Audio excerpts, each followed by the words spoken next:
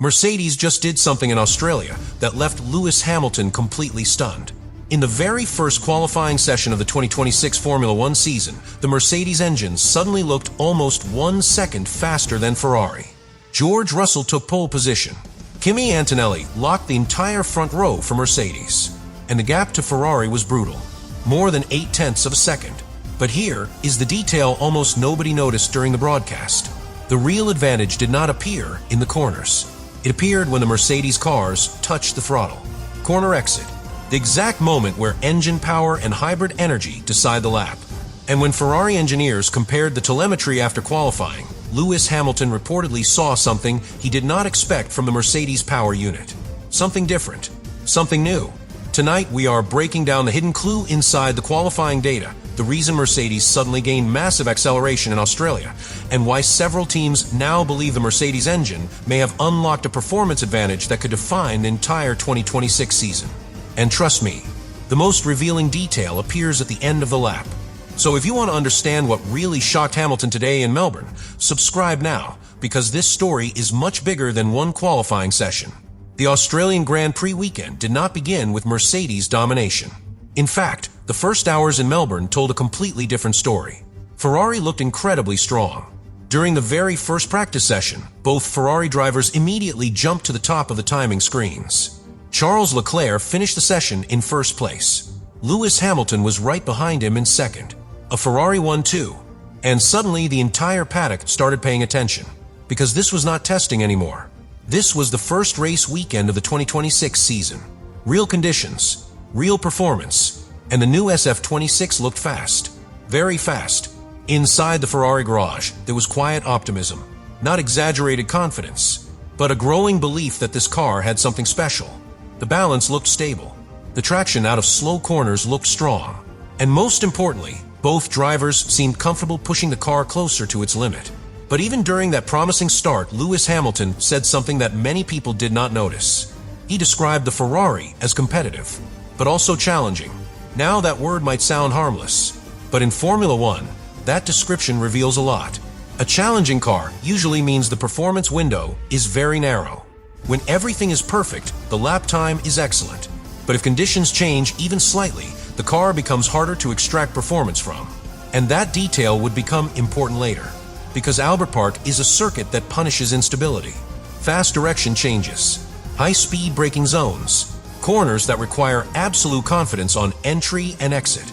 If the car balance moves even slightly outside the ideal setup window, the lap time disappears immediately. Still, Ferrari entered qualifying with strong expectations. The long-run simulations looked promising. Tire degradation seemed under control, and the SF26 appeared to have one of the most balanced packages on the grid. So when qualifying began, many inside the paddock believed Ferrari could fight for the front row. But then something unexpected happened. Mercedes suddenly found another level. At first it was subtle. In the early qualifying runs, the Mercedes lap times looked competitive, but not overwhelming. Nothing that suggested domination. But once the session moved into the final stages, the performance of the silver cars began to change. Sector by sector, the Mercedes drivers started gaining time. Not small amounts, significant chunks of time.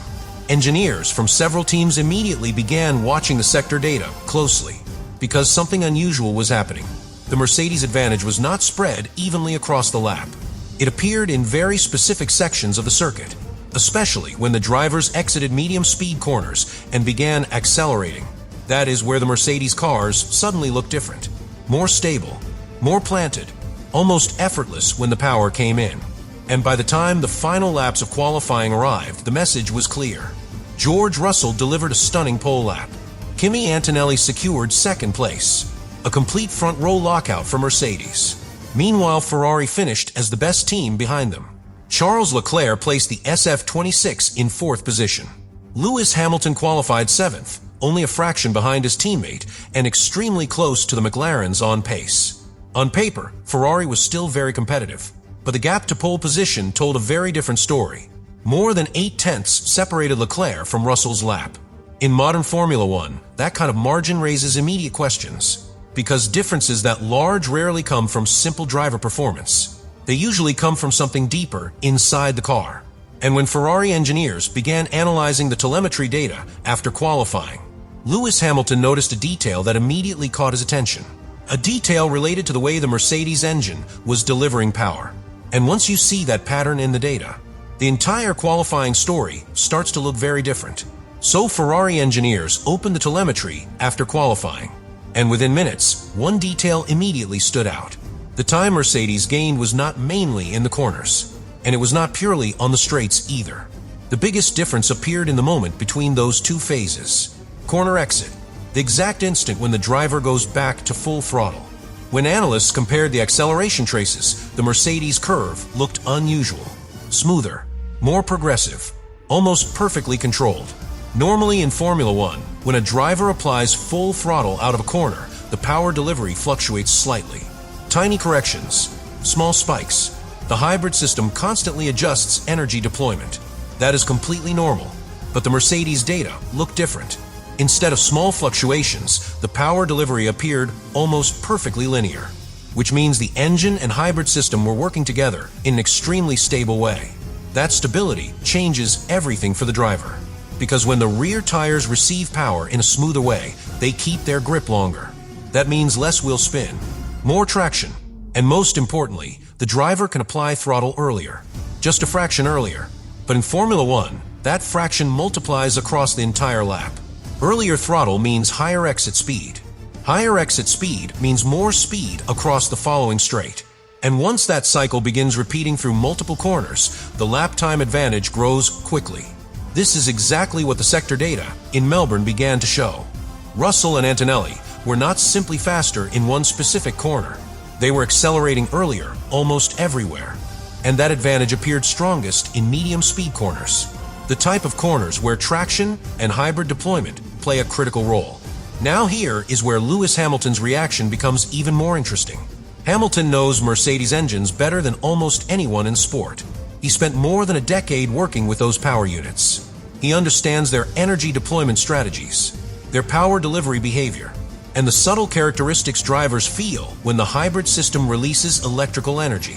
So when Ferrari compared Russell's telemetry with Hamilton's own lap, something looked unfamiliar. The shape of the acceleration curve did not resemble previous Mercedes systems Hamilton had experienced. Not illegal, not suspicious, just different. And that difference could point towards something very important: a new deployment strategy inside the hybrid system.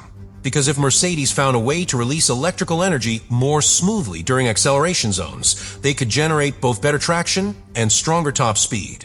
Normally, teams must choose between aggressive deployment or stability. But the Mercedes car in Australia appeared to have both: strong acceleration and remarkable rear stability. That combination is extremely difficult to achieve. But there is another clue that makes this story even more intriguing. When analysts looked at Russell's final sector during the pole lap, the Mercedes car continued accelerating longer than most rivals before reaching its maximum speed. In simple terms, the car kept pulling. The engine kept delivering power deeper into the straight. And that behavior suggests something more than pure aerodynamics. It suggests extremely efficient energy deployment from a hybrid system.